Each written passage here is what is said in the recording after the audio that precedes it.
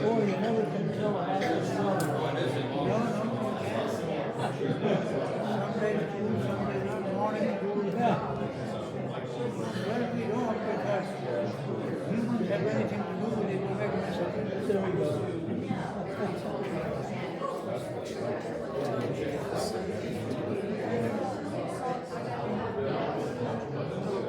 You'll have to give me a second, because it might be. Can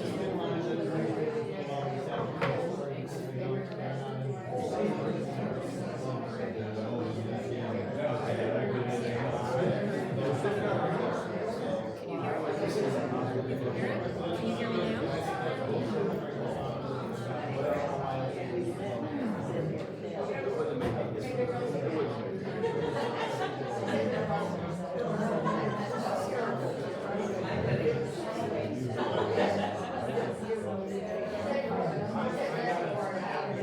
Yeah, well, I mean, he was terminally ill.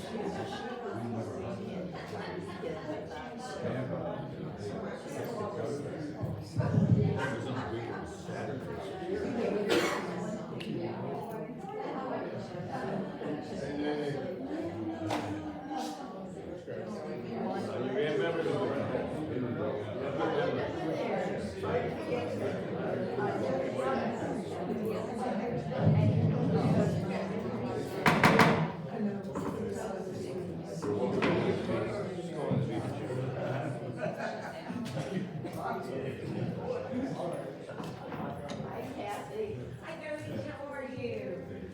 Basil? Morning. You too.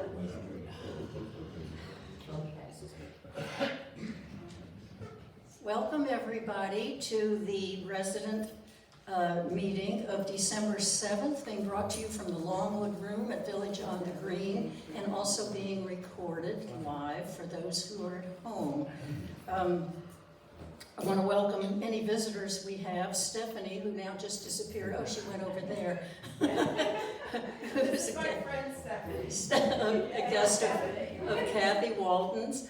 And any newcomers we have in the audience. I do not see newcomers, but we'll get to them shortly. My name is Ann Blair. I'm your council chair for 2022. This is our last meeting of the year, and we'll go over what happened at our council meeting and everything for the new year after we turn the meeting over to our interim director, Taylor Spalding, who will conduct his section of the program, okay? I'll leave you the gavel, Taylor. Thank you very much, Ann. I appreciate it. Good morning, everyone. Well, today is both a happy and a sad day. Unfortunately, this will be the last time that I get to address you all at a meeting like this. We do have a new executive director who will be starting. He's going to come to us. His first day will be on December 19th. He's going to come and he's going to do some onboarding with me for about 30 days or so, with the intention of having the time to really get to know the community and get to know what I've been doing and some of the initiatives that are going on. So his name is Joey. Hopefully you have seen the announcements and some of his bio information that have been posted and sent out around campus. If you don't have that information, Sue is happy to provide it to you, and so am I. I'm very excited, not only for Joey to get started, but also for the community here, for you to have a permanent ED who, with any luck, will be here for a significant amount of time. I know that Joey is a local individual. He's from Orlando. His family is here, and his intention is very much to be here for the long haul. So I see that as a very positive change. I've had the opportunity to spend some time with Joey directly. I think that he's going to be a great fit both personality-wise and experience-wise. He comes from Westminster. He is very familiar with operating life care communities. And I think that his knowledge and experience is really going to lend itself to the continued success and continued momentum that we've started here together at Village on the Green. So that is exciting for me. I will be here personally, still maintaining operational control until January 6th. January 6th will be my last day, and then officially on January 9th, which is the following Monday, that is when Joey will take over and become your full-time executive director. During that time, between the 19th and then, I will be onboarding him. He is also going to be going and spending some time in Chicago and some of the other communities that are of similar size and similar makeup to ours to train with some of the other executive directors, which is why I am staying throughout those 30 days to make sure that you all have a point person and that the operations here at Village on the Green continue and nothing changes. I do want to tell you that during the transition and afterwards, you can very much expect that our focus areas will remain, and the whole purpose of having that long overlap time in the onboarding process is to make sure that the ball does not get dropped with any of the initiatives we have been working on, any of the things that I've been working on the team with. So a smooth transition is very much my priority, and I know that that is the priority for Joey as well. So particularly our focus areas surrounding culinary, the quality, consistency, and continual training of our service team members, lifestyles, new programming, and additional outside events are coming. 2023 is going to be a heavily lifestyle-focused year, which is going to be very exciting. I'm happy to get out of the COVID slump and get back to some normal operations and normal existence and some exciting things. We're also going to be focusing on finalizing construction. I know that the construction timeline is still very much on schedule. We're still shooting for a March deadline. We've got some air conditioners that are coming in. Everything is still on pace. I want to make sure Joey knows the ins and outs of where we are with that construction project, and that way he can wrap it up and tie it off with a bow quickly when he gets started, and that way there's no extra delays. I don't foresee any kind of issues coming with that. And then obviously our focus on sales and occupancy. So our sales team continues to drive and do a fantastic job. We are currently lining up Q1 closings right now. We've come really close to hitting our stretch goal for the Q4. And I can just say that I have been nothing but impressed with Sarah and her team. And I have all of the confidence that over the course of the next year or two, we will not only exceed our expectations of occupancy, but also get Village on the Green back to where we need to be financially.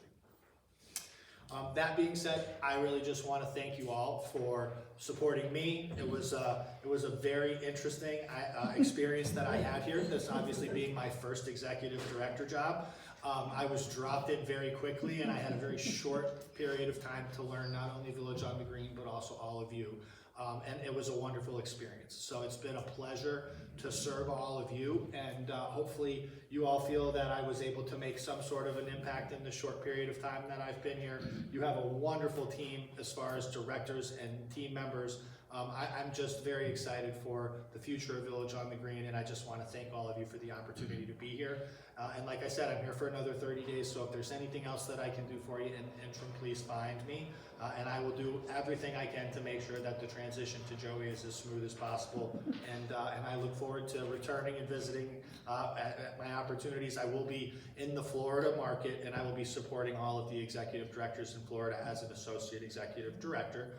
So if there are special projects that happen here at the community, I will get assigned to them, and I will have the chance to come back up and hopefully see all of your smiling faces again. So thank you all very much. And Thank you. with that, I'll turn it over to Missy, and she can talk her health center right now. Yeah. Hi, everybody. Hey, Missy.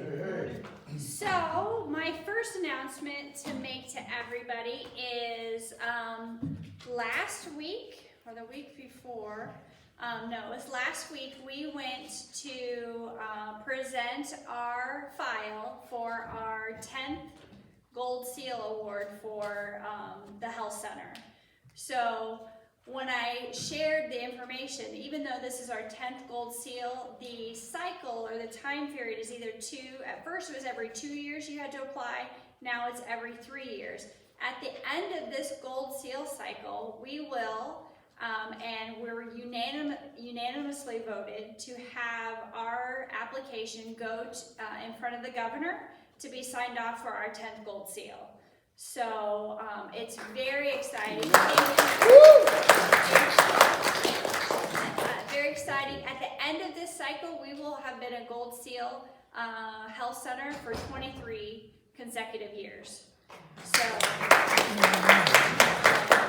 that is really unheard of in the state of Florida. There are over 650 skilled nursing centers in the entire state, and we are maybe one of maybe 2.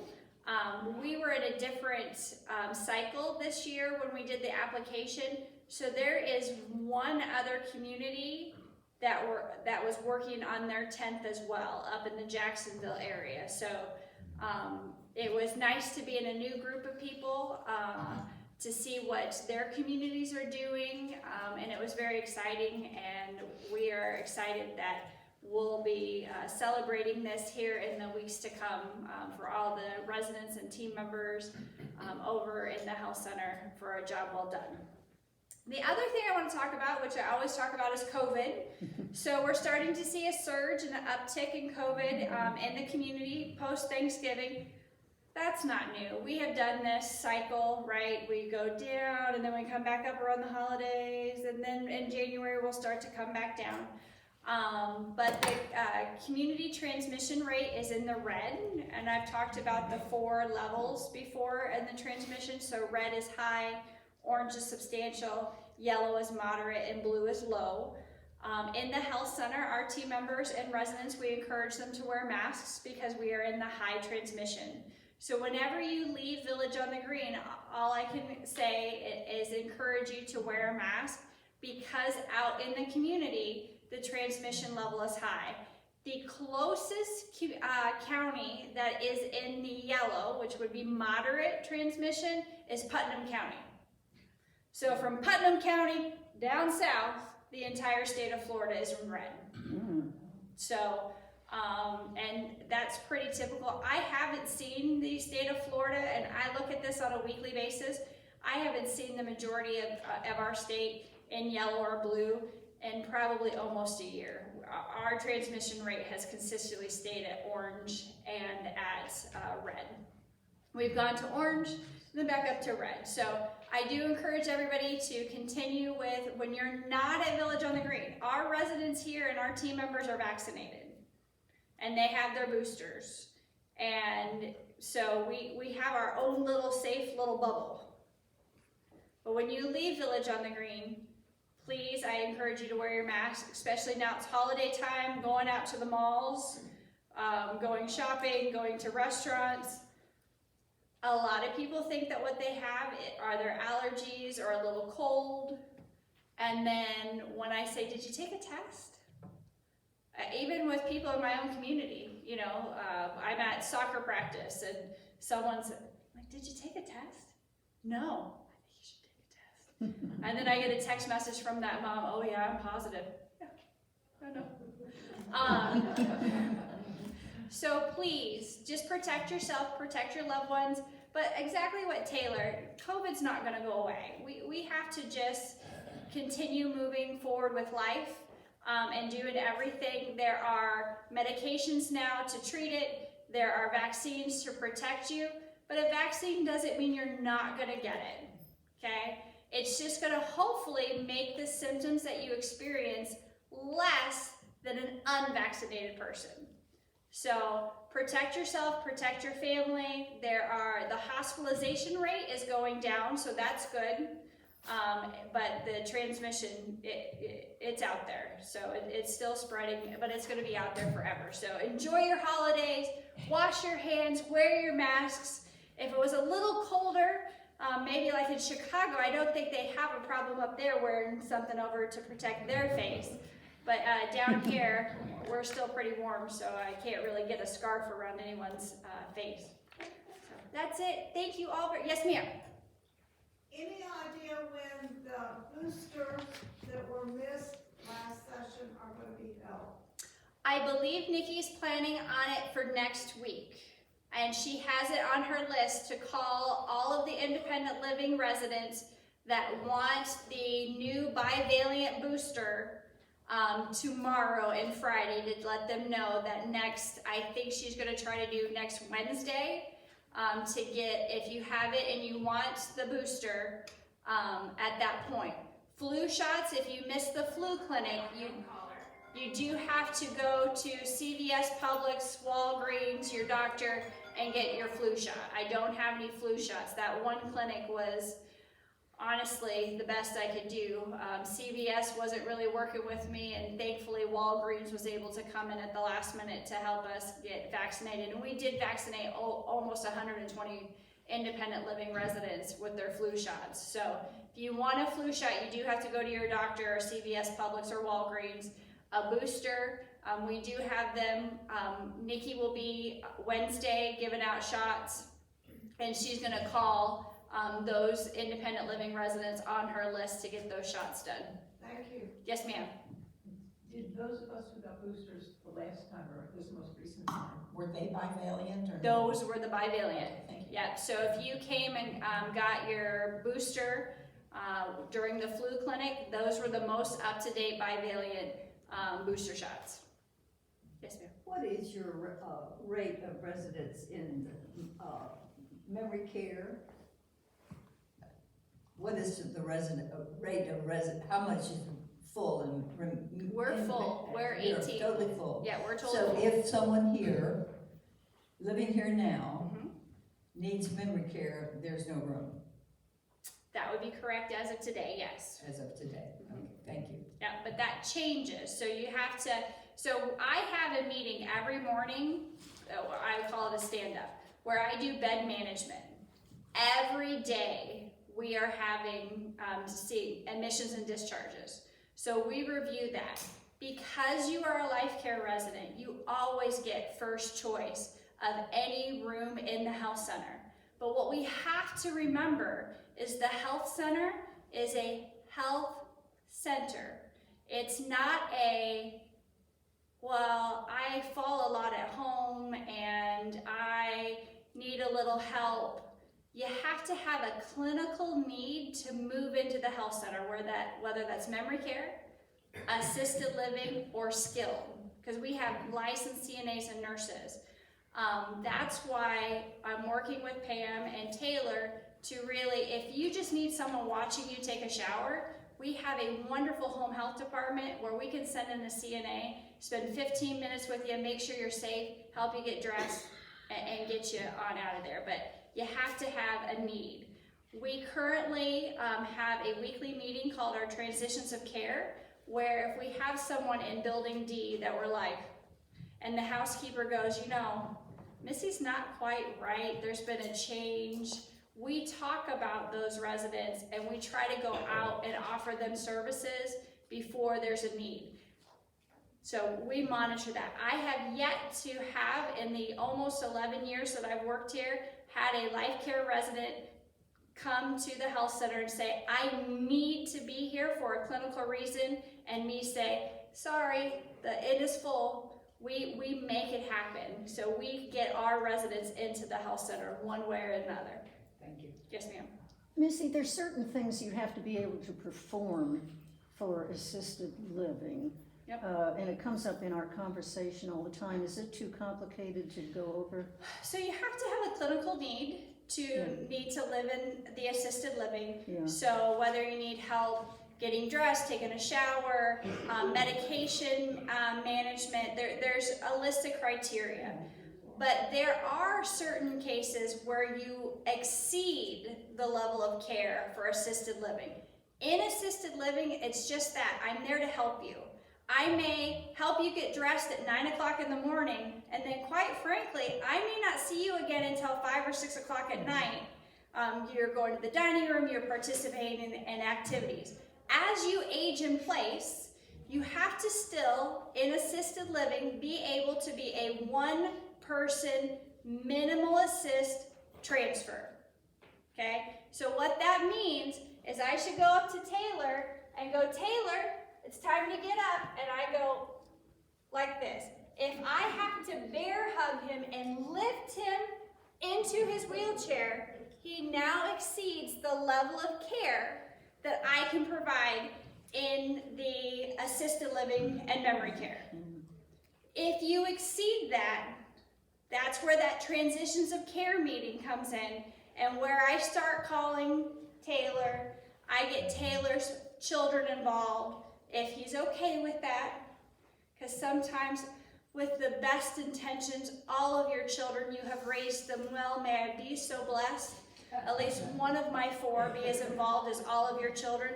But sometimes they forget that they're the children and that you're still the parent and you still get to make the decisions you want for your life. And I have to redirect them all the time. Well, it's not safe for mom. Okay? Do you remember when you were 16, 18 in college and mom told you not to do that and yet you still did it and everything mom told you would happen happened? Because she knew you weren't safe to do it either? Same thing. We have the right to make bad decisions. We educate and we support, but we don't force anyone to do anything that they don't want to do. So when you start to become too much level of care in assisted living, we'll start having those conversations, and then at that time we may have to transition you to the long-term care side in the health center on the skilled nursing side. But I get lots of kids that call me and say, it's time for mom to move into AL. Have you talked to mom about that? Yes, she doesn't want to go. Yep. I really appreciate all of your enthusiasm that you have for the well-being of your mom, but your mom's my boss. I respect and I'm so hopeful that my child loves me as much as you love your mom, but I do have to honor your mom's wishes. I'll start having conversations with mom, maybe putting in some additional services with home health, but we're going to honor. You didn't move into Village on the Green to move into a 540 square foot, 1-bedroom assisted living studio. You moved to Village on the Green to live in your beautiful apartment or villa, and I want to keep you there as long as humanly possible. Any other questions? You're welcome. And you all have very passionate children, and I am hopeful. May I have one? I just want one out of the 4. So, all right, thank you.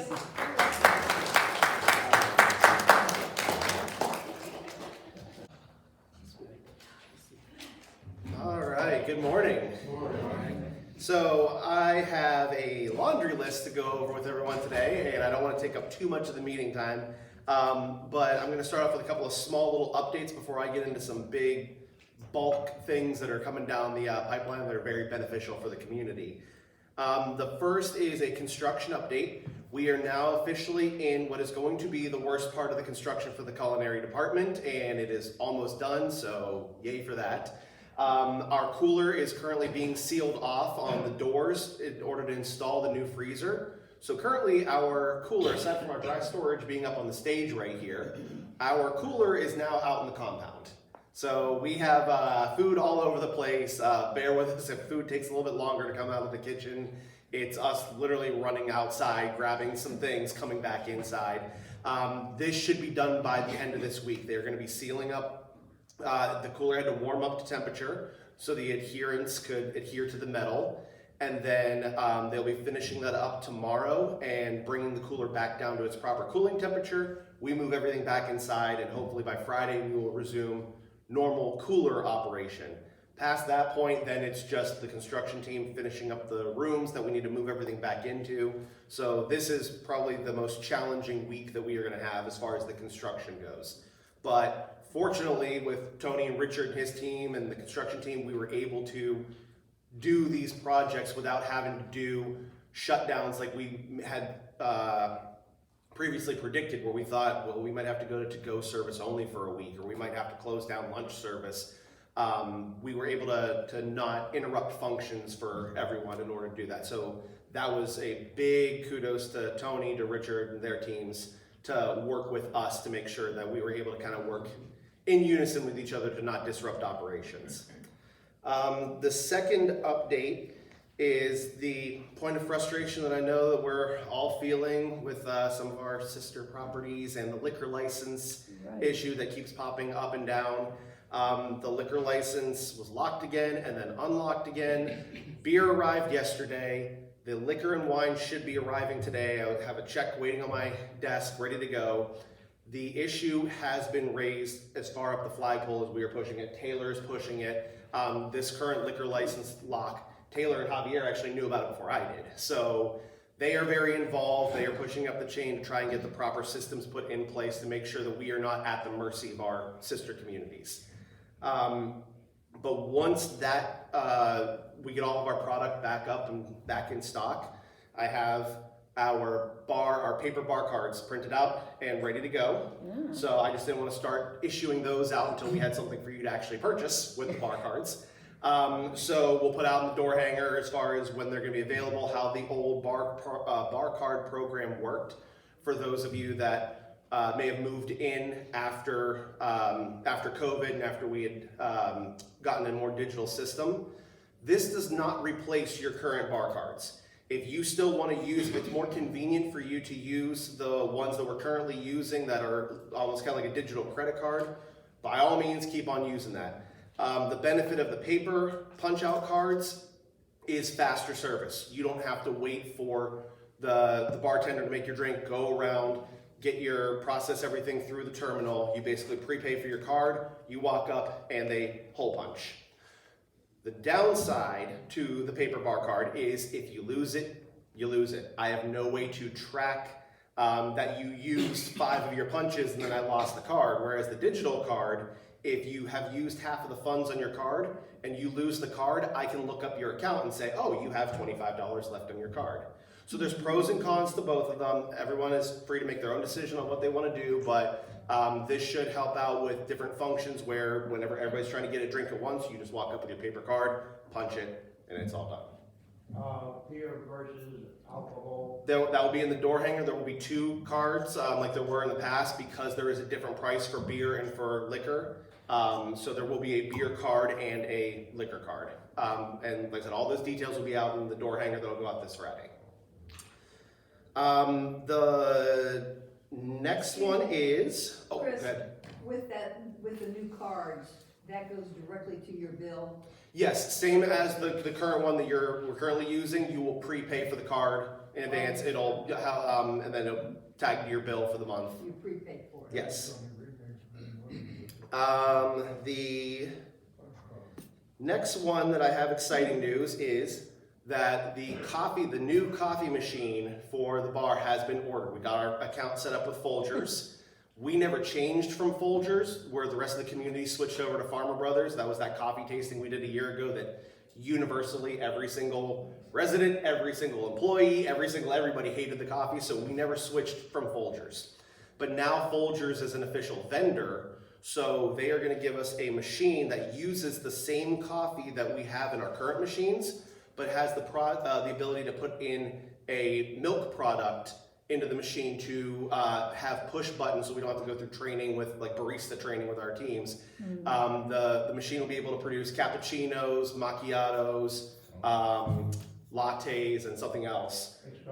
Espresso? Yeah, it will be espresso in there. So that machine has been ordered. I don't know what the time frame is for delivery because like we know with our air conditioners for construction, it could be here in 3 weeks, it could be here in 2 months, but it has been ordered. We're in the process of getting that. Chris, where does that machine go? That's going to go in the Herring Club. It's going to be in the Herring Club. Yeah, and you'll see the old juice machine that we had in there that we no longer have a vendor for, that has been removed, and that's where that coffee machine is going to go, right there on that kind of bar back area. Okay. Another small piece of business, big piece of business, but small piece as far as this agenda goes. We have a new CDM, a new dietary manager over at the Oaks. So he has been training for the past couple of weeks. His name is Eric Sweeten.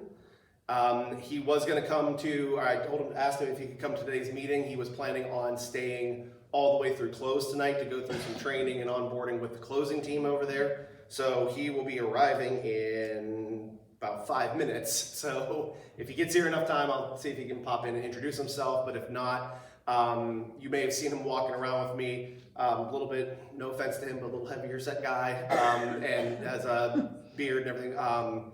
Came from Orlando Health and Rehab and a couple of other skilled nursing facilities and memory care facilities. This is his first CCRC, and he has expressed interest in wanting to learn all facets of the property. So even though his role is the dietary manager and helping out the dietary and skilled nursing and assisted living side, he wants to learn and meet and understand all of you, the dining operations over here, so he can help out on this side if needed. And he really wants to kind of build that same relationship with all of you that John Hare had with all of you. So as he gets more comfortable in his role over there, we'll start training him on operations on this side as well. Will something, so we have his name spelled correctly, will something be coming out that we can see Yes, his name? yeah, Okay. we can put that out in the door hanger as well, don't let me forget that. Okay. But Eric's announcement. And yes, but his last name's spelled Sweeten, like how you would sweeten your drink, so. Really? Okay.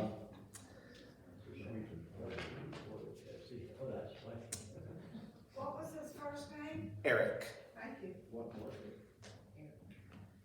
Is that a C or a K? Well, With a C. C.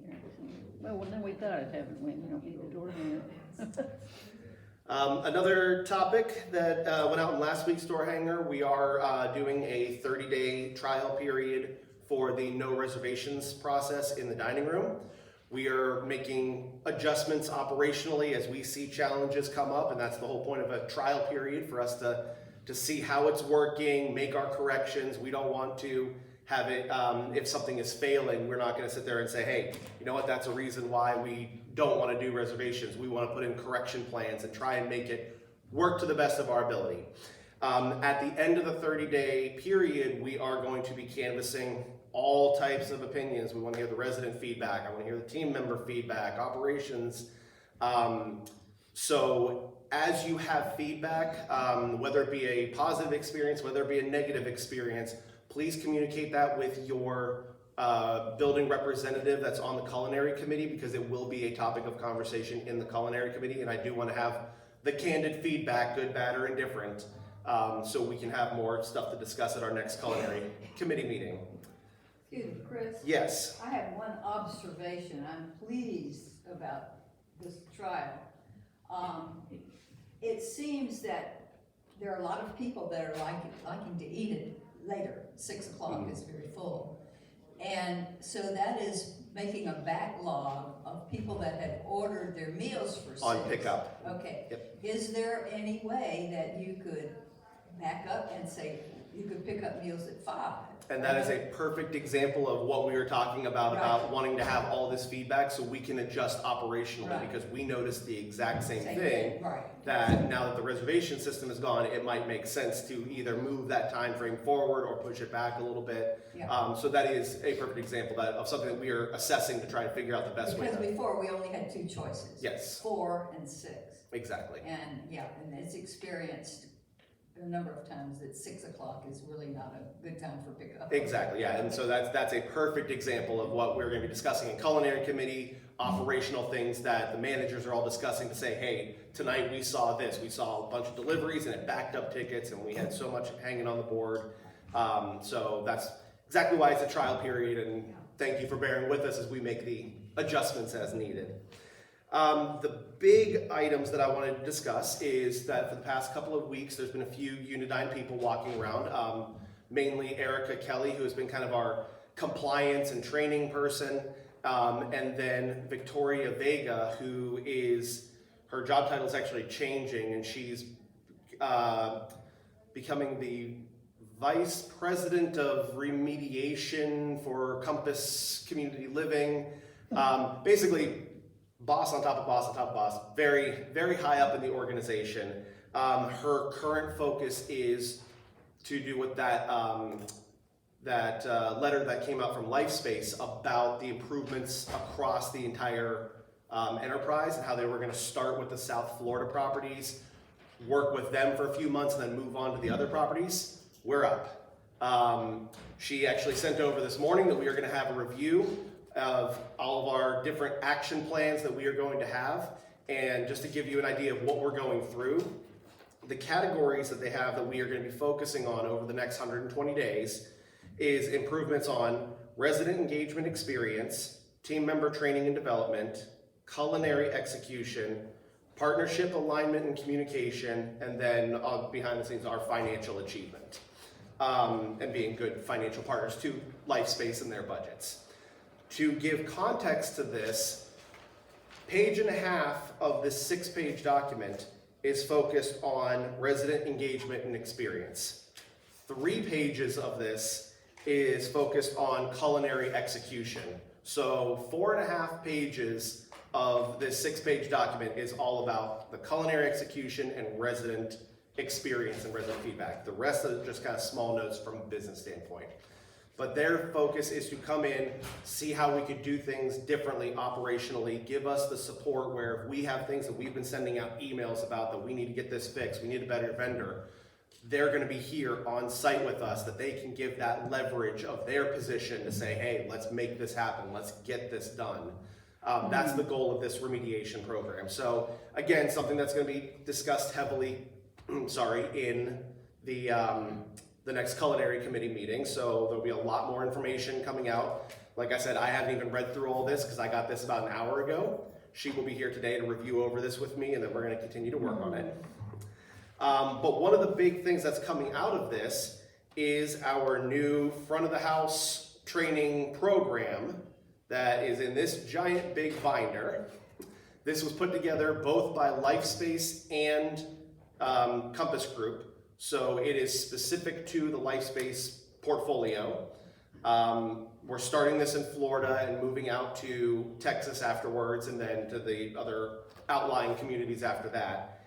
And what this does, this training program, is it breaks it down into 13 different modules for service. And we go over this one module for an entire week. Then the next module, we go over that training for an entire week. Then module 3, until you hit 13, and then you repeat the process. That way, every single server has had this training 4 times over the course of an entire year. It doesn't take away from other trainings that we do, but it is a very in-depth training program from what we have had in the past.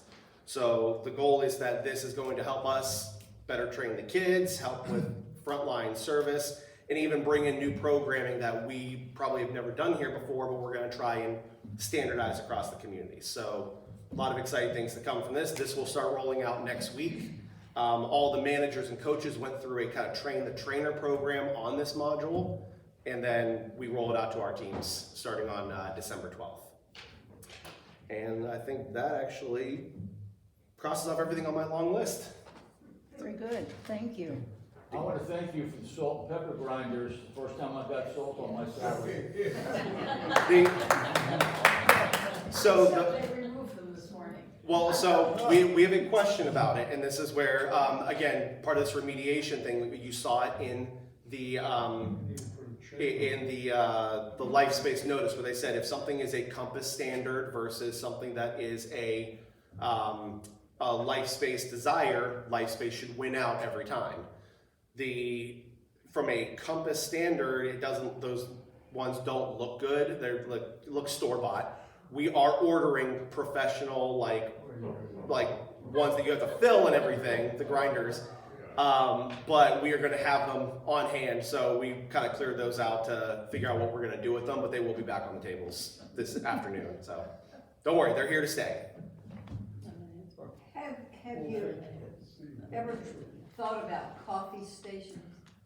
Yes, and that is on the list of all the remediation items that they are going through and deciding what equipment we need to have proper continental breakfast, proper coffee stations, proper buffets, all those different items. They put everything together, put the quote off the LifeSpace. We all discuss it, say, yes, this is a good investment for the community, or no, that's George's pipe dream wish list of something that he wants to see.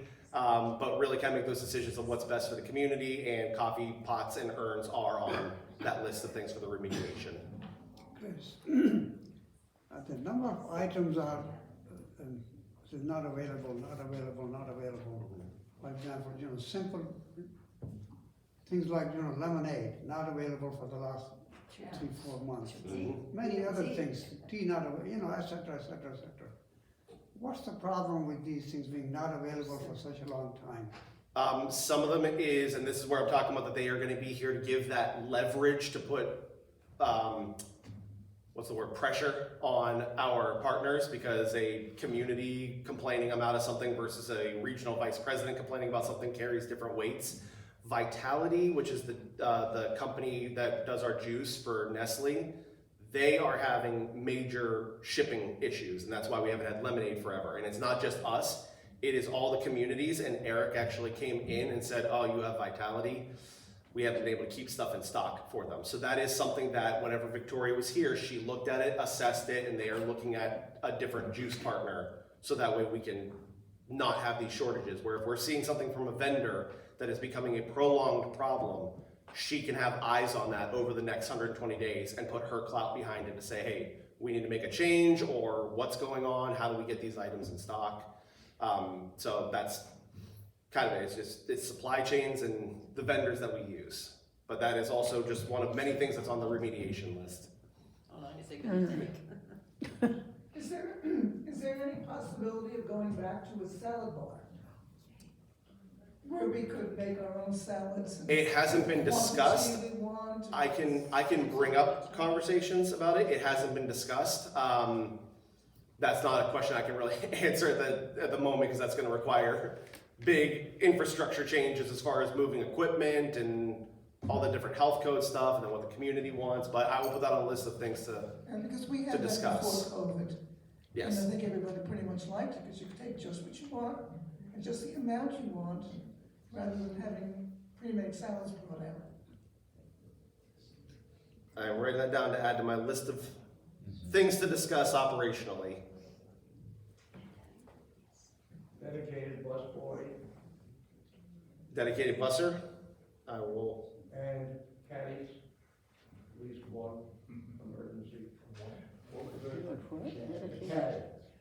With all the condiments that didn't arrive when you wanted them. Captain. I think we need to move on. Yeah. All right, so I'm gonna pass it off to Rhonda, but any other questions that you think of after this meeting, please pass it off to your culinary committee representatives, because we are gonna have a very full agenda at this next meeting. We're gonna get teaspoons at every. Yes, that is, yep. It's on the list. I Teaspoons, saw steak it. knives, the Steak lighter steak knives, so we don't have the Crocodile Dundee Bowie knives. Those have already actually been placed. The order has been placed for those, so we're just waiting for them to arrive. But yes, teaspoons and good steak knives. Thanks, Chris. Welcome. Thanks, Chris. So good morning, everybody. I just want to go over a few of the events and programs we have for December coming up, just reminders. We do have our dinner dance next Wednesday, December 14th, from 5 to 7 p.m. Charlie Russo will be the musician with his group performing. You do need to sign up at the hostess station if you plan to attend the dinner dance on the 14th.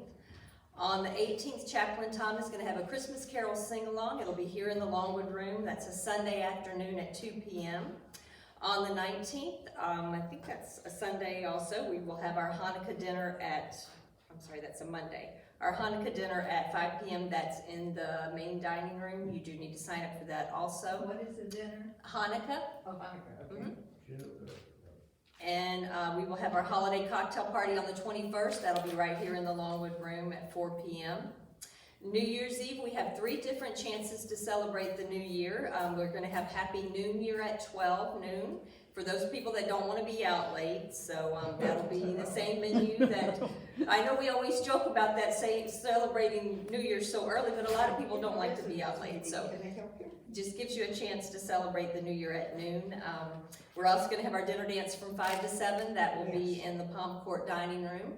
And then from 7 to midnight, or however late you want to stay, we'll have this room set up, the Longwood Room set up for a New Year's Eve party. We'll have the TV on, we'll have some games set up, some food, some champagne, so that'll be in this room. We do require signups for all of those things. We still have 3 bus trips left for the month. We have Disney Springs this Thursday, actually tomorrow. On the 16th, which is a Friday night, there's a concert at Northland Church. It's the Central Florida Community Arts Group. Tickets are only $10 if you're interested in attending. And on the 22nd, Dave and some of his guys will be taking the bus out for a tour of neighborhood lights in the area, the 22nd. Excuse me, on Thursday. So as Taylor mentioned, next year is going to be a big year for Lifestyle, and they've set me free. I have no restrictions anymore. So we're set to travel. I'm looking to put together some trips next year, some cruises, and maybe trips. I'm looking at New York City, maybe a trip to Asheville in the fall foliage. I have talked to the other lifestyle directors in South Florida, and we're going to get together and do some trips together with the other communities. So that will be an option that will be coming up. I'm also trying to resurrect our swim team. That's been put on hold mostly due to COVID. So we're going to look to get the swim team back together and do some competing for that. We also have a golf team. I don't know if everybody knows that. They will be competing on Saturday at Dubstred, so good luck to our Village on the Green golfers. I know two of them are here, but... Has any of this been advertised, the golf team and all this business? Not so much the golf team, but it will be. Okay. We're just kind of getting back to... Okay, and this all these dates that you just... Yeah, I'll have all that's that all in the Green advertised. Horizon? Yes, Okay. it will be in the Green Horizon, yes. It's all upcoming things, so... I think that's all I have to talk about now, but I don't know if any of you have had a chance to tour the old new area in the back, but it's so exciting. The art studio is going to be gorgeous, a designated card room, a designated place for exercise, a new gym. It's very exciting. I know a lot of you like me have waited a long time for this, so it's nice to see it coming into fruition.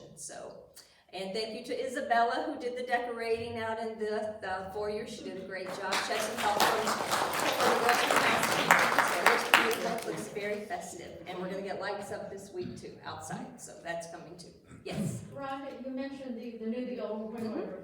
Can we get in there to see it? Yes, you just have to schedule a tour with Richard. Okay. And he can take people over. And you're going to love the new art room. So, yes? We can still do the butterfly encounter at Lou Gardens, so don't forget that. At Lou Gardens or Lucas? Yes.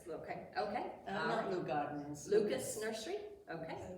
Lucas Nursery. All right, I'll put that on my list to do. Yes, we had it on the list before, but Okay. got pushed. Very good. Okay, well, thank you all. It's over That has been, okay. Okay. Try to catch up. All right, thank you. Have a good day.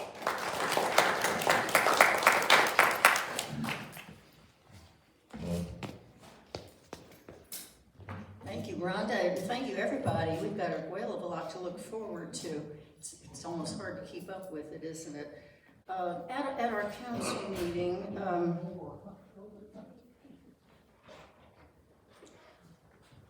as I said, this was our last council meeting of the year. I read my letter of appreciation to the council members of 2022. It's been a very, very challenging year with the various things that have gone on, the construction and, I don't want to list all of them, but anyway. But I think our council met those challenges head on and tried to help us get through the difficult times of it. And I really appreciate the strength of the council that we have had. Some were stepping aside from the council. Al Porter termed out as at large, so he was going to be leaving the council. And Sue High, who was building A representative, also was leaving the council. So there were going to be changes, and I'll get to that in a minute when we get past. I also, at the council meeting, wanted to remember Dennis Dorsey's passing on November 12th. I acknowledge newcomers, and I think I've got this right. Ron and Nancy Kenny in C202, Albert and Laura Granger in Villa 4127, and Marie Stewart, who returned to Building F. So we acknowledged that. Now, when we got to the different committee highlights, Al Porter provided the council with his year-end report, which was a very, very comprehensive report of what his committee has been doing over the year. As you know, the committee is divided in, they have subgroups, the neighbor to neighbor, and the, why do I keep forgetting it? The Q&A. And of course, he thanked Diana and Mindy for their contribution to that. And also it had a comprehensive list of all the newcomers that have come since the beginning of the year. All of this is will be part of the council minutes, which will appear in the library. I'm not going to go over all the details of it. For plant operations, Steve Guss, first of all, mentioned that Steve Schwartz, I never can say that correctly, had been elected newly to the board of directors of the Sable Point Community Services Association. That's a 3-year term, and of course we're happy about that because we are a huge part of Sable Point Community Service. Can everybody hear me? Oh, okay. We're a big part of that, about 2/3 of it, as I believe. Also part of plant operations, Steve talked about the wells that we are going to be getting.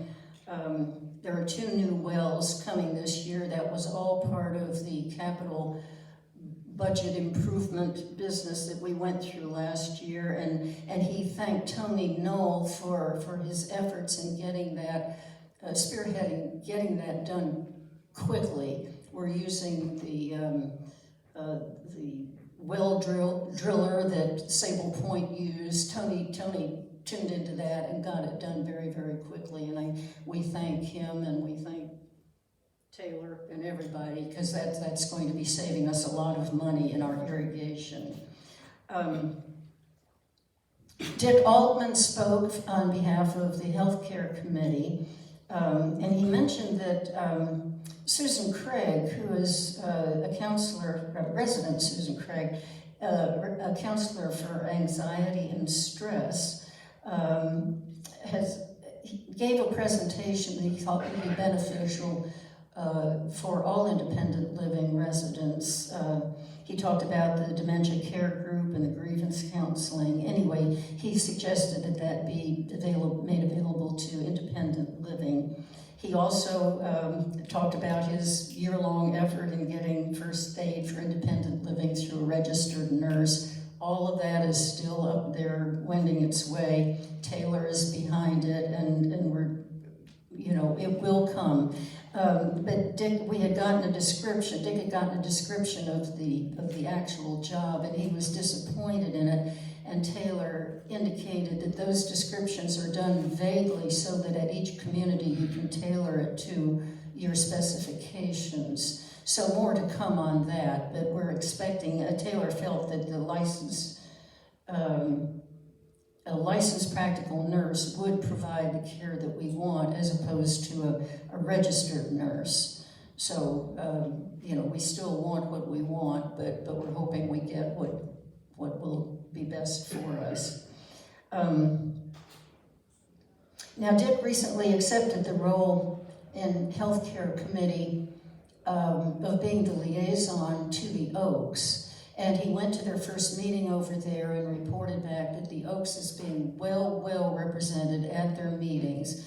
And everybody under the sun was there to support their needs and everything. And so that was comforting, because if there is anything going on that they're not supported in, then we want to help out from a council end of it, and that all will take place through the Healthcare Committee.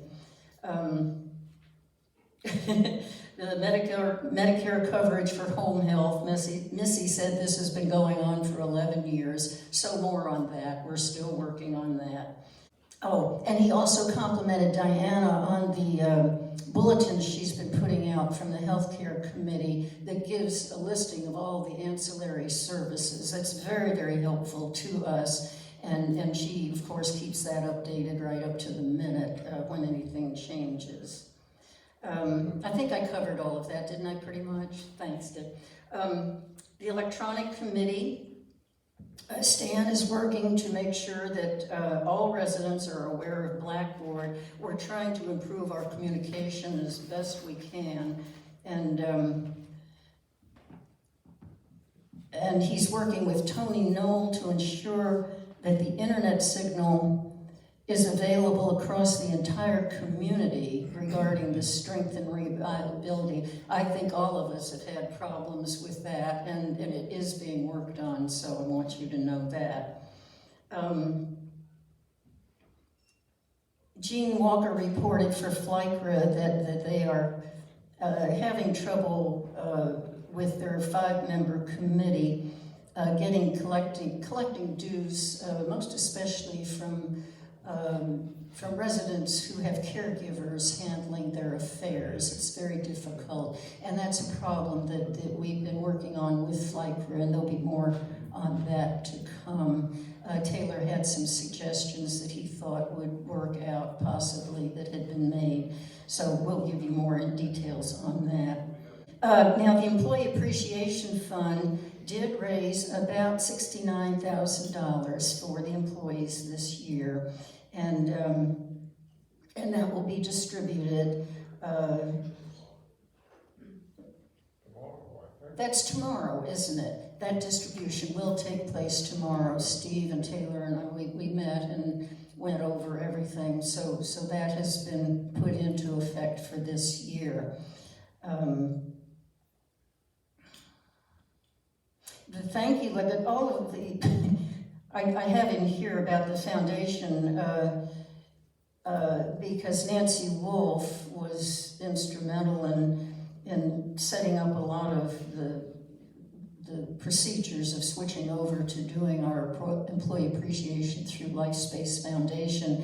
And now we have a new foundation vice president for development named Kurt Gilo. So again, there will be changes in things, but I think we're good on the employee appreciation aspect of things. We went through the different building discussions. Sue High leaving after almost 4 years, actually. She did 3 years, but she also filled in. For Carolyn. That was for Carolyn Tolles, wasn't it? Toward the end of her term. So Sue, and we do thank Sue for all her help there. She will be replaced by Kathy Walton. And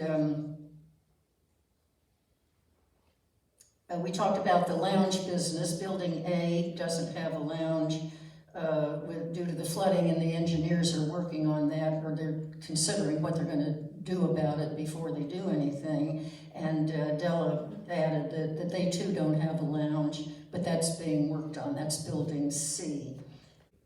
Building E had to have their holiday party on December 17th. Oh dear, there's one more page here I'm not getting to. And Building F's holiday party was on the 3rd. Their holiday decor was done without any issue. Apparently a few people did have some issues with their holiday decor, but in any event, I think that's been taken care of. Stan for Villas 1 indicated Robert and Doris Bain moved into 469. I believe we mentioned them last month, but anyway, they're there. And that Jay Matalewski had left Village on the Green. He was in 461. Under at large, Steve Gus pointed out the need to fill out the Touchtown information on the community app. We all tap into that, especially people who are committee chairs trying to find newcomers to add to their committees and to find out what their interests are. It's very, very helpful to us, and it's very, very necessary to keep it up. Now, there was more. Basically, finance and Brady Wilkins, and I told Basil I'll get to that right at the end because I wanted to let you know that after the council meeting was the executive meeting to elect the new executive members of the 2023 resident council. I'm practically eating the microphone. And that, I will tell you, ended thusly. Jean Walker was officiating, and she called the meeting to order. Steve Gus nominated me. I accepted, and I was approved. Stan Goldstein nominated Steve Gus for vice chair. He accepted, and he was approved unanimously. And I nominated Stan Goldstein for secretary. He accepted, and he was approved unanimously. At that point, I accepted the gavel, and I allowed as how I thought this made sense for this coming year, because it indicated that the council did want the continuity of who they had before to help us through this next year with a new executive director. And so with that, we discussed, the members discussed ways we could do that. Basil volunteered immediately that he felt that we should go into or start up the new orientation programs that we used to have for newcomers and their families, and also everybody here, to introduce what is important to Village on the Green, sort of a civics program. And Barbara Grossman immediately said she would like to join him in that. So that is part of what's going to be going on with our new council in 2023. Now then, with the termination of that, my job as chair was to start nominating my committee chair selections. And I can tell you, I've sent out one email to the 2023 council with my suggestions, and they have been, majority approved, have been done. So I'm going to give you those names now. There are a few things outstanding that we just haven't worked out quite yet. But to begin with, and I wasn't complete on my list also, I mean that I was going as fast as I could. Basil had indicated he was stepping down from the Finance Committee. And good heavenly days, Basil, after all these years of doing this, we've got to thank you for your contribution to the Finance Committee.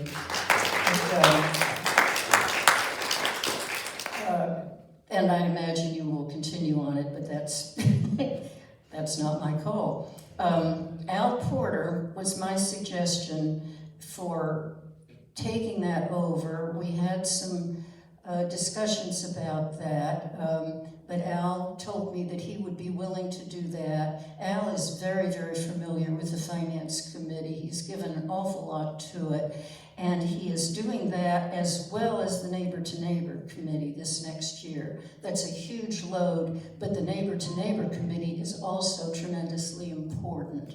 And so that'll be a big job, Al, but we do thank you for doing that. And that has been approved. You can now start in on your committees and choose everybody. Healthcare, Dick Altman agreed to take healthcare again, another part of our continuity. Steve Gus agreed to do plant operations again, another part of our continuity. And I'm assuming, Steve, that the design and reconstruction aspect of it, which we did together as needed, we could continue to do. Sue High was my selection for social committee. She volunteered, she wanted to do it, she wants to stay active, and I think she did a good job last year, and so we'll continue with her.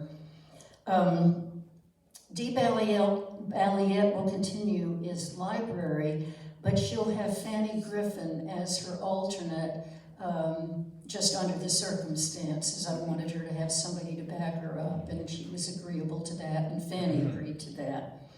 Stan Goldstein will continue on the Econ Committee, and my brother Scott will continue on Elections Committee. Now, as I said, there's several outstanding, one of the huge ones being culinary. That is being worked out, and I think we've got it settled. But I don't want to announce it yet until we do have it. But Sandy Shantini indicated that she would be stepping aside. She just needs to do that.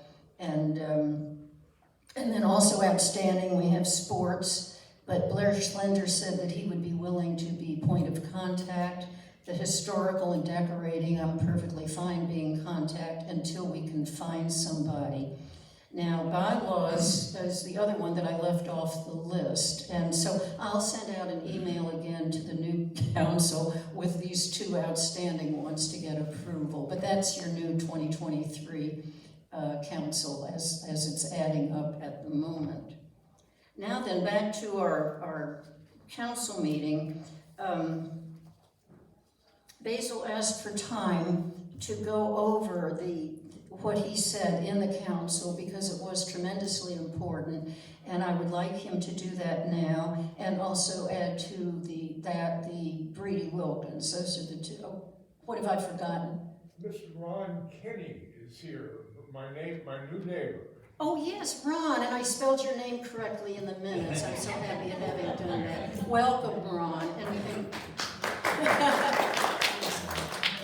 I'm sorry I missed you. And it's Ron and Nancy. And Nancy, right? Okay. Think of Ronald Reagan. Yeah, there you go. Think of Ronald. Oh, right. Duh. Thank you very much. So I think that's it for me. I just want to mention the next, wait a minute, your next 2023 council meeting is January 5th. So I'll sign off, and the rest is up to Basil and his finance and Brady Wilkins. Thank you.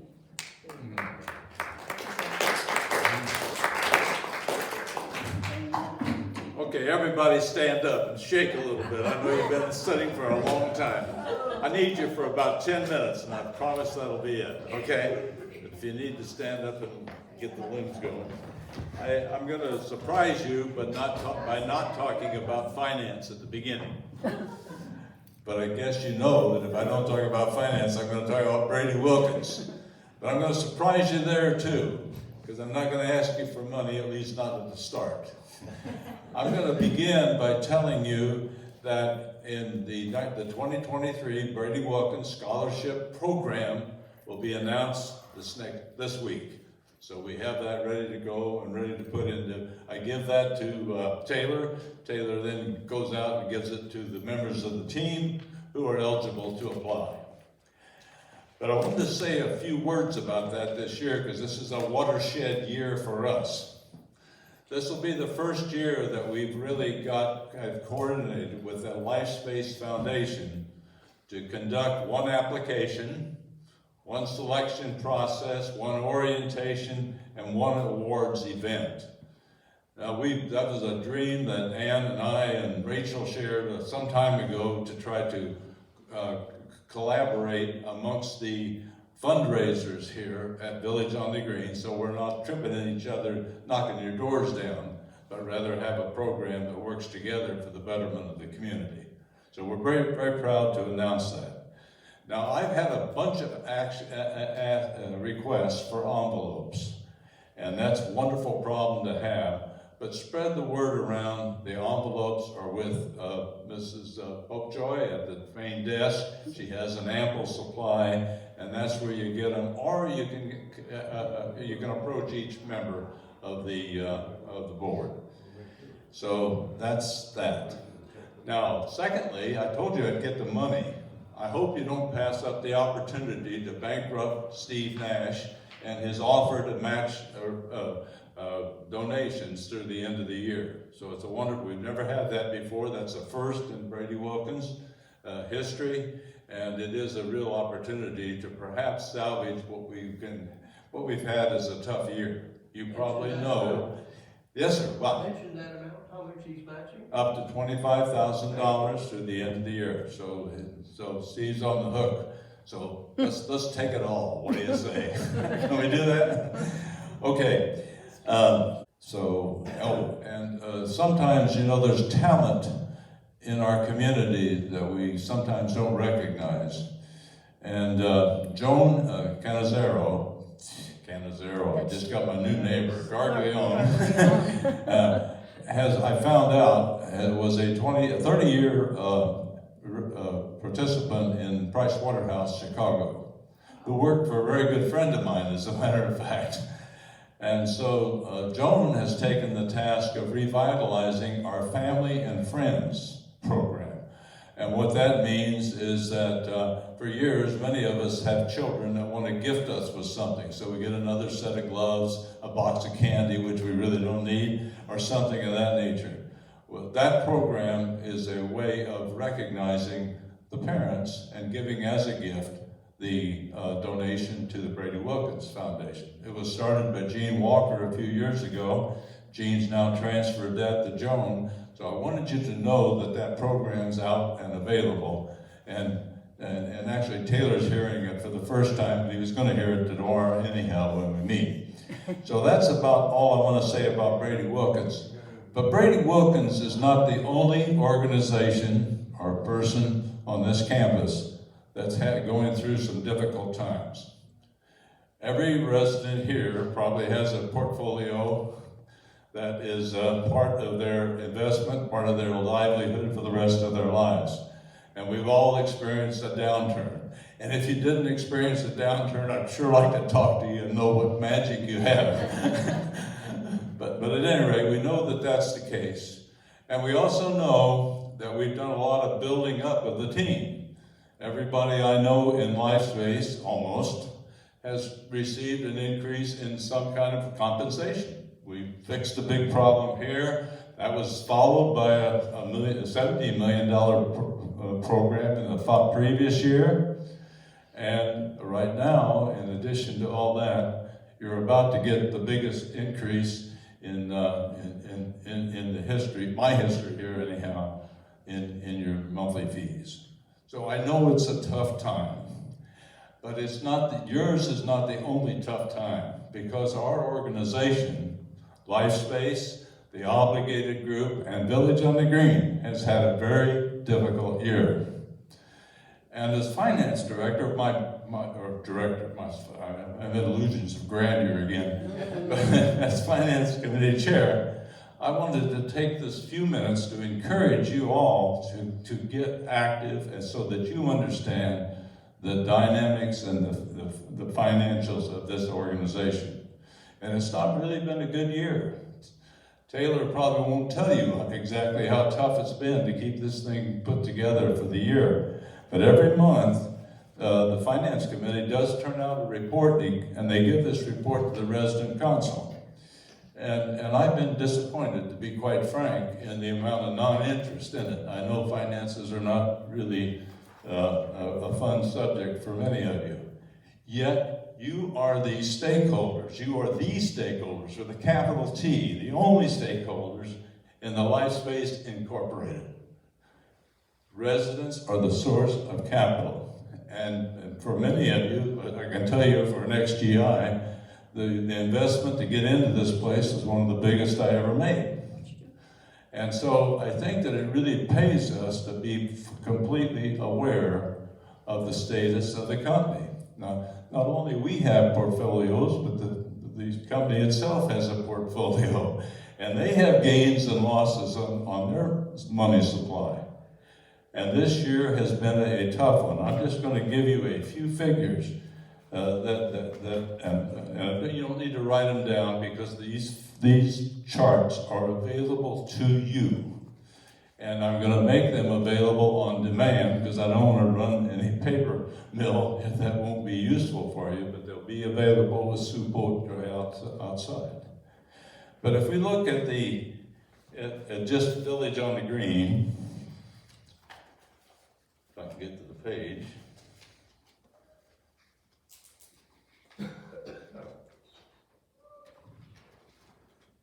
I knew these.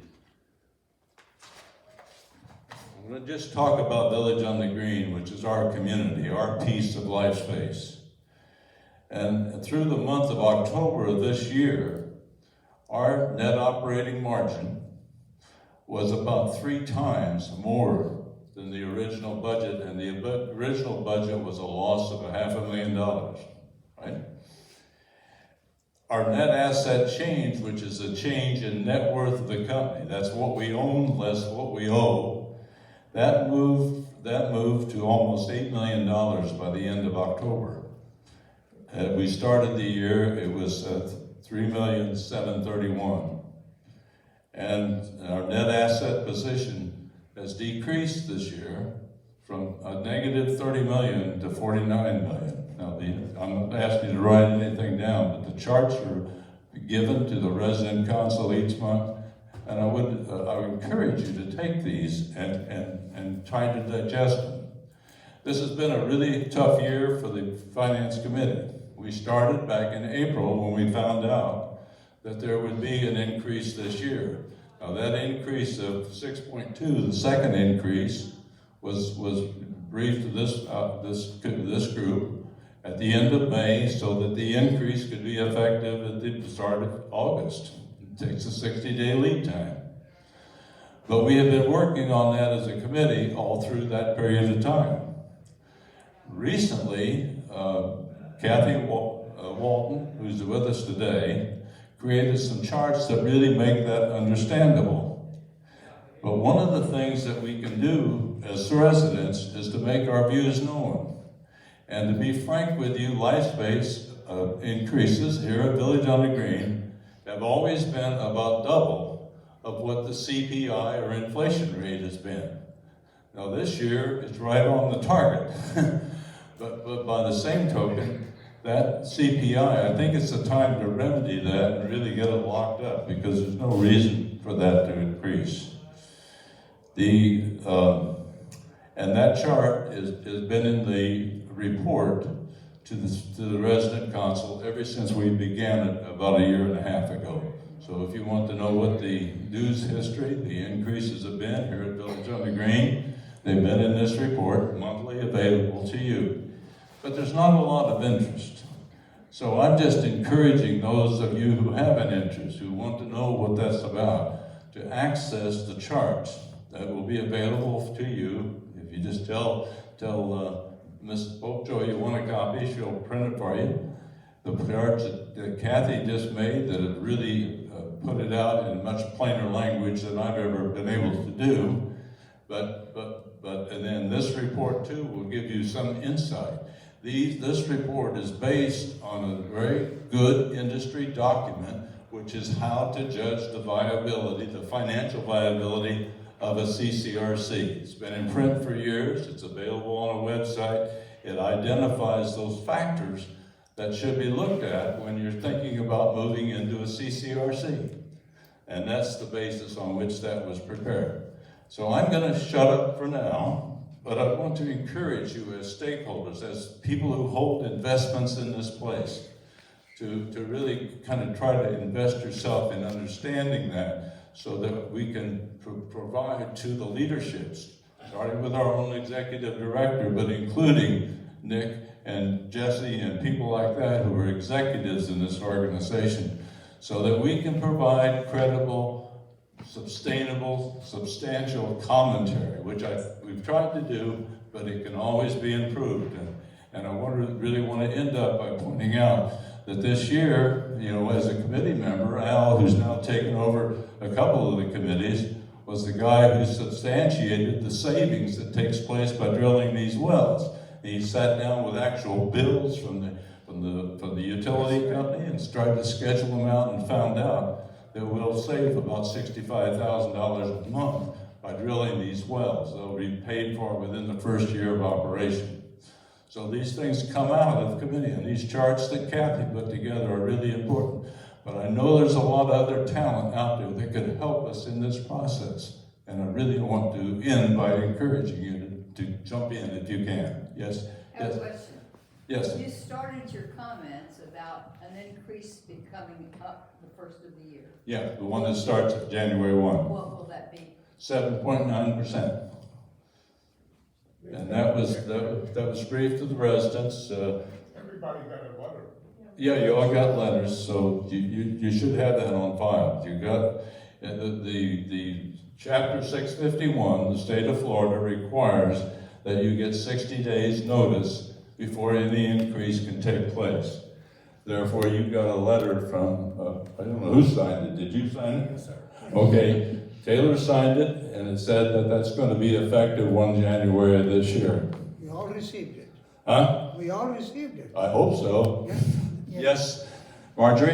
I would just like to say on behalf of the residents that we appreciate so much the time, the energy, and the thought, the care, the concern, etc. that you have done.